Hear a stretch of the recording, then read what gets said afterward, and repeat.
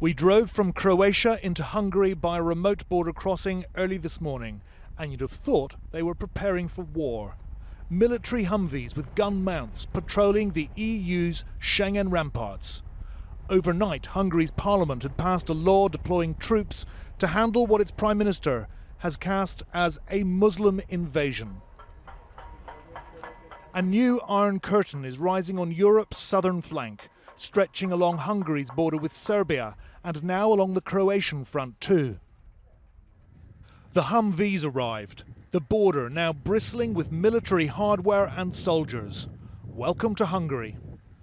This country's populist right-wing leader, Viktor Orban, had pledged a crackdown to end the influx and to defend what he called Christian culture. But he's been forced by Croatia, which in less than a week has dumped 30,000 asylum seekers on his doorstep, to facilitate their transit to the richer EU member states further north. Budapest, and yesterday in Parliament, Viktor Orban said all of Europe was in danger. The migrants are not just banging on our door, they're breaking it down. Not a few hundred, not a few thousand, but several hundreds of thousands. Actually, millions of migrants are laying siege to Hungary's and Europe's borders. There is no end in sight. Their reserves are vast, and millions are preparing to travel.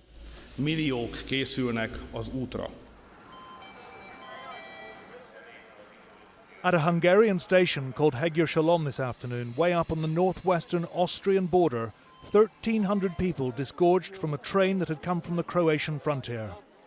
Viktor Orban has taunted politicians in Brussels for calling these people refugees, but the UN insists that they are. From the station, they're shepherded towards Austria. Half an hour. 3-0. As rather friendlier Austrian soldiers receive the new arrivals, reports from Brussels that the bickering between EU member states on where to put people who've arrived in recent weeks had reached fever pitch. For all the exasperation in Brussels, for all the political feuding, the barbed comments and the bad blood, even if they do decide on how and where to resettle 120,000 people, it won't make the blindest bit of difference on not only the exodus from the Middle East, but on where these people end up. They're pouring into Europe at such a rate that in 20 days' time, there will be another 120,000 people.